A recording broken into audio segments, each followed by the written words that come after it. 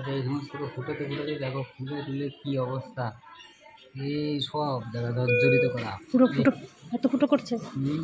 আর এই সমস্ত জায়গা তো জানো নার্ভ গুলো সব সরু হয়ে গেছে না, ওই জন্য অসুবিধা। রক্ত নিতে নিতে। ইস। নমস্কার বন্ধুরা, সবাইকে জানাই শুভ সকাল। তো শুভ সকাল জানিয়ে আমি রিঙ্কি তোমাদের সামনে ছোট্ট একটা ভ্লগ নিয়ে চলে আসলাম। তো এই সকালবেলায় একটু বাসি কাজ করলাম কোনো রকম করে। আজকে অনেক সকালে ডিউটিতে যাচ্ছি বলতে, তোমার দাদাভাই তো ভর্তি আছে, তো তোমার দাদাভাইয়ের কাছে আমার শাশুড়ি মা আছে, তো মা আছে আর আমি এখন সকালবেলা ডিউটি সেরে বাড়ি একটু রান্না করে রেখে, ছেলেটা আছে বাড়িতে তো ওর জন্য রান্না করে রেখে তারপর আমাকে তোমার দাদাভাইয়ের কাছে যেতে হবে। তো ওই কারণে আজকে অনেক সকালে ঘুম থেকে উঠেছি। এখনও বলতে গেলে আশেপাশে কেউ ওঠেনি, এরকম ব্যাপার একটা। এই ছেলেটা একা ঘুমিয়ে আছে ঘরে, কেউ নেই। তো দরজাটা তো দিয়ে আসছি, হালকা করে দিয়েছি, অবশ্য ও আস্তে করে খুলে নেবে। তো ঘুম থেকে ওঠার আগে আমি যদি চলে আসতে পারি তো খুবই ভালো, আর না হলে কি করব। একটুখানি হেঁটে হেঁটে যে আসছি, তাইতে দমটা ছাড়তে পারছি না, এত কষ্ট হচ্ছে, নিঃশ্বাস নিতেই কষ্ট হচ্ছে আমার। আর কালকে তোমাদের দাদাভাইয়ের যখন চ্যালেঞ্জটা করছিল হাতে, ওর তো সমস্ত নার্ভ বলতে গেলে এখন শুকিয়ে গেছে। তো চ্যালেঞ্জটা করার সময় খুব কালকে কষ্ট হয়েছিল, মানে চোখ থেকে দেখি আস্তে করে জলটা বেরিয়ে পড়ছে, এরকম কষ্ট পাচ্ছিল কালকে। মানে ও এতটা ধৈর্যশীল মানুষ, আজকে এত বছর ধরে এরকম সহ্য করে আসছে কষ্ট, কিন্তু কালকে দেখি সত্যি সত্যি চোখ থেকে জল বেরিয়ে পড়ছে। আমি আর তাকাতে পারিনি ওর দিকে, মানে এত কষ্ট পেয়েছিল। এখন নার্ভগুলো শুকিয়ে গেছে, তো এখন চ্যালেঞ্জটা করবে, চ্যালেঞ্জটা করার জন্য শিরাটা খুঁজে না পাওয়ার কারণে এরকম কষ্টটা পাচ্ছিল কালকে। তো আর জানি না কতদিন ধরে এরকম মানুষটা কষ্ট পাবে, ভগবান এত নিষ্ঠুর। এখন আমার এই যে কাজ শেষ হলো, তো কাজ করার পথে এখন যাচ্ছি একটু বাজারে, মানে একটু পনির আনতে যাব। কি রান্না করব, কিছুই রান্না করার মতন নেই, তো ওই জন্য ভাবছি একটু পনির রান্না করব।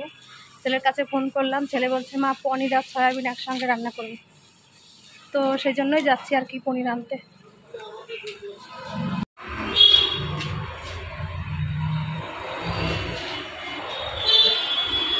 যে পনিরটা নিয়েছি, এখন বাড়ি থেকে যাচ্ছি আমি পনির।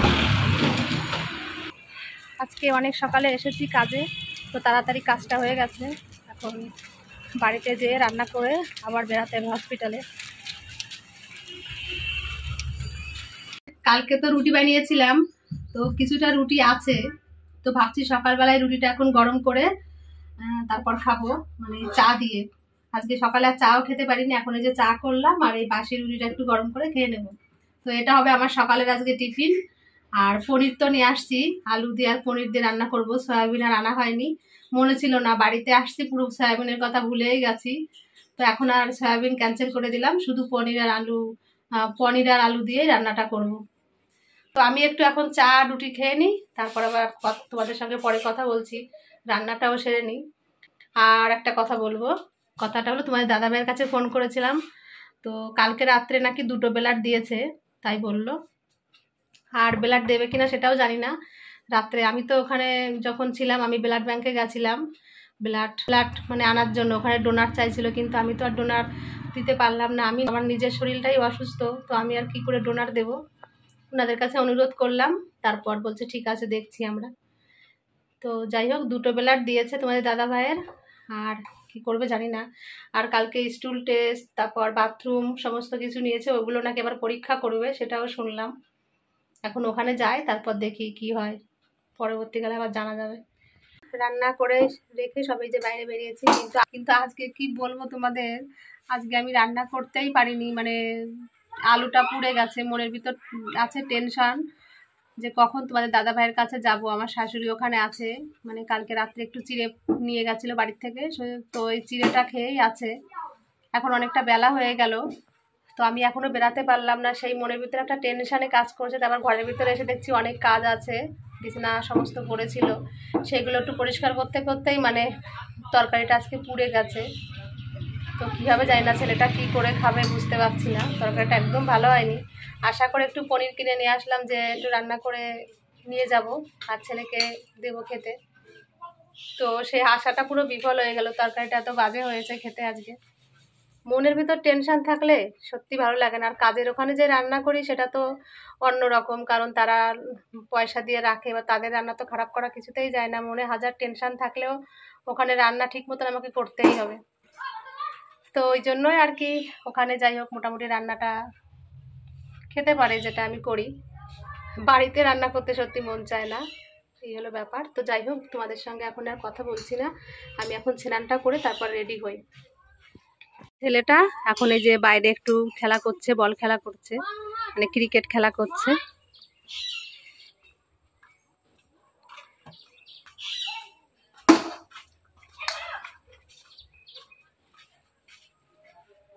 তো খেলা করুক, আমি ততক্ষণ একটু রেডি হই। এই যে আমার সোনা খেলা করে আসলো এই মাত্র, সকালে একটু পড়েছে, পড়ার পরে খেলা করলো, খেলা করে এসেছে আর এই যে এখন ঘেমে গেছে। তারপর বলছে মা খিদে পেয়েছে ভাত দাও। তো আমি এখন এই যে ভাত দিয়েছি, মেখে দিলাম ভাত, ও এখন এই যে ভাত খাবে। তাড়াতাড়ি খেয়ে নাও। ঠাম্মা চলে আসবে, ঠাম্মাকে মানে ফোন করলাম এইমাত্র, আমি তোর বাবাকে বললাম যে পাঠিয়ে দিতে, রাত্রিবেলা চিড়ে খেয়েছিল, সকালবেলা কষ্ট পাবে না, আমি বললাম পাঠায় দাও, আমি চলে যাচ্ছি, তারপর অসুবিধা হবে না, 1 ঘন্টা নয় তুমি একাই থাকো, তাই বললাম, ঠাম্মা চলে আসবে। ছেলে ভাত খাওয়ার পর আমি স্নান করতে গেছিলাম, স্নান করে এসে যে রেডি হয়েছি এখন তোমাদের দাদাভাইয়ের কাছে যাব। তোমাদের দাদাভাই এইমাত্র আবার ফোন করলো, বলছে নাকি ডাক্তাররা আলোচনা করছে যে ব্লাডটা কেন এরকমভাবে বেরিয়ে যাচ্ছে। ডাক্তারও খুব চিন্তায় পড়েছে এখন, বলছে যে কেন যে এরকমভাবে ব্লাডটা বেরিয়ে যাচ্ছে এখন বুঝতে পারছি না, সেটা নিয়ে এখন ডাক্তাররা খুব চিন্তিত আছে। এখন দেখি কি হয়। কালকে ডাক্তারের কাছে বলেছিলাম বায়োপসি রিপোর্টের কথাটা, কারণ আগের বারে যখন ভর্তি ছিল তখন তো পরীক্ষা করেছিল, বায়োপসি রিপোর্টটা আমরা হাতে তখন পাইনি। তো ডাক্তারে কালকে বলার পরে ডাক্তার বলছে বায়োপসি রিপোর্ট আমাদের কাছে আছে, আমরা পেয়ে গেছি। তো এই রোগটা তোমাদের দাদাভাইয়ের হয়েছে, ক্রোনিক ডিজিজ, তো সেই রোগটাই হয়েছে, তাই বললো আর কি, আর এমনিতে কোনো অসুবিধা নেই সেটা বললো। আর এখন ডাক্তার খুবই চিন্তিত হয়ে আছে যে কেন এরকমভাবে ব্লাডটা মানে বেরিয়ে যাচ্ছে। 10 ছিল সেখানে 3.7 আছে, মানে খুবই চিন্তিত আছে ডাক্তাররা, সেটা নিয়েই আলোচনা করছিল কালকেই, আর আজকে সকালেও নাকি সেটা নিয়ে আলোচনা করেছে, তোমাদের দাদাভাই এইমাত্র বললো আমাকে আর কি। তো যাই, এখন এখানে বেশি আর কথা বলছি না, আমার শাশুড়ি মা আবার বাড়িতে চলে আসবে, তো উনিও বয়স্ক মানুষ, তো না খেয়ে আছে, আমাকে আবার তাড়াতাড়ি ছুটতে হবে, কি করব বলো, বাইরে কাজ করতে গেলে ঘরে এসে একটু করতে হলো, রান্না করতে হলো, আমার তো দেরিতেও হবেই একটু, আমারও তো চারিদিকে ম্যানেজ করতে হয়, না হলে আমি বা চলবো কেমন করে। আর এদিকে ছেলেটাই যে মন খারাপ করে শুয়ে আছে, কারণ ওর ঠাম্মাও বাড়িতে নেই, এবার আমিও চলে যাচ্ছি, এখন তো ও একা থাকবে। এখন মানে বারবার করে বলছে আমাকে, মা তুমি কখন আসবে বাড়িতে, ঠাম্মা কখন আসবে, এটাই বলছে। তো কি করব বলো, এখন কিছু তো আর করার নেই।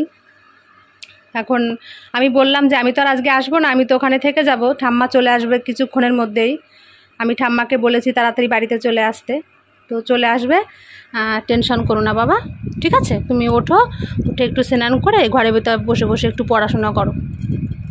আমার সোনা বাবা, তুমি আমার লক্ষ্মী সোনা না, আমার সোনা মানিক, ঠিক আছে, আমি 10 টাকা দিয়ে যাচ্ছি, তুমি বিকালে খাবার খাবে, হ্যাঁ আচ্ছা, ওঠো আমার সোনা মানিক, ওঠো, উঠে যাও বাবা, আমার সোনা বাবা, ওঠো ওঠো ওঠো ওঠো বাবা, উঠে যাও, উঠে যাও, স্নান করো।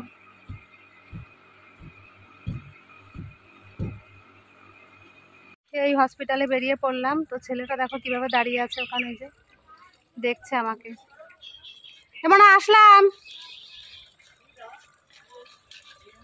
এরকম কাউকে করেও না, জানি না কেন বলছে না, ওই ছেলেটা মনে হয় ওকে কিছু।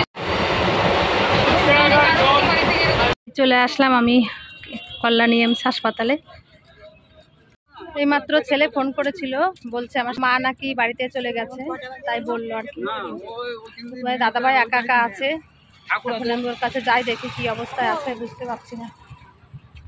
ঠিক আছে দেখাই তো।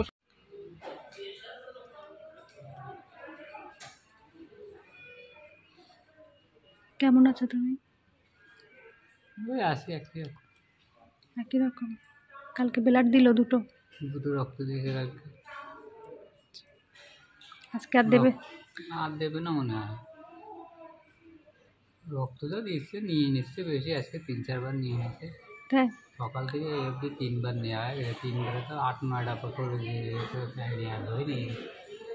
হাত তাতে এই সমস্ত ফুটাতে দেখো ফুলে টুলে কী অবস্থা, এই সব দেখা জর্জরিত করা। পুরো ফুটো, এত ফুটো করছে। এই এতে চ্যানেল ছিল না প্রথমে, হ্যাঁ আমি তো কালকে দেখে গেলাম এখানে চ্যালেঞ্জ করছে। রক্ত ভালো যাচ্ছিল না, যন্ত্রণা করছিল, এই আবার ফুটে এখানে ফুটো করেছে। আর এই সমস্ত জায়গা তো জানো না, নার্ভগুলো সব সরু হয়ে গেছে না, ওই জন্য অসুবিধা। রক্ত নিতে নিতে ইস, হাতটা তো আমরা নাড়াতে পারছি না, যন্ত্রণা। নার্ভগুলো সরু হয়ে গেছে না সর, দেখো না অবস্থায়, যে শিরাই দেখা যায় না এখন, এত সরু হয়ে গেছে। ওই কারণে বেশি কষ্ট পাচ্ছ তুমি। তা বেলার নেওয়ার পর একটু মাথা তুলতে পারছো? বেলার তো নিয়েই নিচ্ছে আরো। সকালে কি দিল খেতে এখান থেকে?